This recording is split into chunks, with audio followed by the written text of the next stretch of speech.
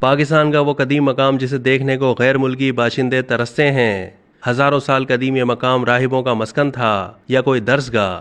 بدھا تہذیب کی باقیات پر مشتمل مقام تخت بھائی پشاور سے تقریباً 80 کلومیٹر کے فاصلے پر واقع ہے، جس کے بارے میں کہا جاتا ہے کہ یہ 1 صدی قبل مسیح سے تعلق رکھتا ہے۔ اس مقام کو 1980 میں یونیسکو نے عالمی ثقافتی ورثہ قرار دیا تھا۔ ایک رپورٹ کے مطابق مردان سے تقریباً 15 کلومیٹر کے فاصلے پر صوبہ خیبر پختونخوا میں واقع اس مقام کو تخت اس لیے کہا گیا ہے کہ یہ ایک پہاڑی پر واقع ہے اور بھائی اس کے ساتھ ہی ایک دریا بہتا تھا۔ تخت بھائی ضلع مردان کا سب سے زیادہ زرخیز علاقہ ہے۔ یہاں کئی طرح کی فصلیں ہوتی ہیں۔ اس زمین کی زرخیزی کے پیش نظر ایشیا کا پہلا شکرخانہ یا شوگر مل برطانوی راج میں یہاں بدھا سوما کے نزدیک بنائی گئی تھی۔ یہاں نہ صرف تخت بھائی کے آثار قدیمہ بلکہ آس پاس 13 سے 14 ایسے قدیم مقامات دیکھنے کو ملتے ہیں جن کا تعلق بدھ مت اور اشوک بادشاہ کے دور سے ہے۔ ان آثار قدیمہ میں بدھا کے مجسمے اور تاریخی سلیپنگ اسٹوپا بھی شامل ہیں۔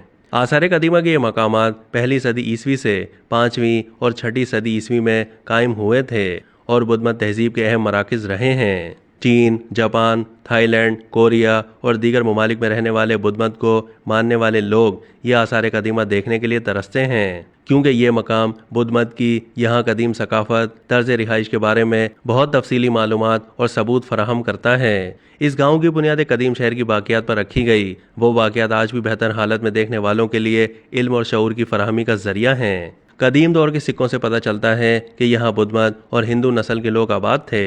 عمارتیں جو راہبوں کے لیے بنوائی گئی تھیں، ہر ایک تمام ضروریات زندگی سے آراستہ تھیں۔ پہاڑی کے اوپر رہنے والوں کے لیے بھی فراہمی آب کا انتظام تھا۔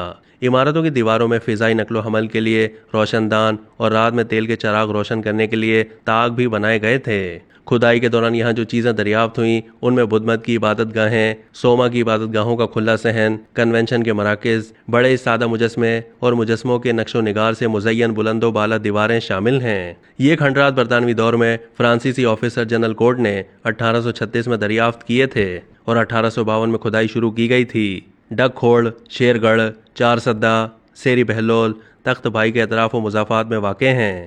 سیری بہلول بھی تاریخی حوالوں سے اہمیت کا حامل ہے۔ یہ تخت بھائی کی حدود میں آتا ہے۔ یہاں بھی بدھا تہذیب کی باقیات ہیں۔ لفظ سیری بہلول کی بہت سے لوگوں نے مختلف انداز میں تعریف کی ہے۔ مقامی لوگوں کا کہنا ہے کہ یہ ایک ہندی لفظ ہے جس کا مطلب ہے سر بہلول، جس میں علاقے کا ایک سیاسی مذہبی طریقہ ہوتا تھا۔ تاہم یہ نام اتنا پرانا ہے کہ اس کی تاریخ نہیں ملتی۔ تاہم ان کھنڈرات میں راہبوں کے مسکن اور درسگاہوں سے لگتا ہے کہ یہاں علم کے فروغ کے لیے بڑا کام ہوتا تھا۔ یہاں راہبوں کے اسمبلی ہال جہاں عبادت کی جاتی تھی، اس کے علاوہ یہاں طالب علموں کے لیے درس کی جگہیں موجود ہیں۔ بنیادی طور پر یہ عبادت کا مقام تھا، لیکن اس میں ایسے اسٹرکچر بھی ملے ہیں جو سیکولر مقاصد کے لیے استعمال ہوتا تھا۔ محکمہ آثار قدیمہ خیبر پختونخوا کے حکام کے مطابق کہ ایک طرف یا ایک حصہ تو مذہبی رسومات اور تعلیمات کے لیے استعمال ہوتا تھا اور ایسی جگہیں تھیں کہ جہاں مذہب کے علاوہ دیگر سرگرمیاں ہوتی تھیں۔ یہاں عبادت گاہوں کے علاوہ بدھا کے مجسمے، وسیع صحن، جلسہ گاہیں ماضی کے رہن سہن کی نشاندہی کرتے ہیں۔ ماہرین کو ایسے شواہد بھی ملے ہیں کہ ماضی میں جب اس علاقے میں گندھارا تہذیب عروج پر تھی تو تخت بھائی کا یہ مقام بدھ مت کی تعلیم کا اہم مرکز تھا اور یہ کوئی 500 سے 600 سال تک یہاں بدھ مت کا دور رہا ہے۔ اب تک کے لیے اتنا ہی۔ مزید معلومات کے لیے ڈیلی جنگ کے YouTube چینل کو سبسکرائب کیجیے۔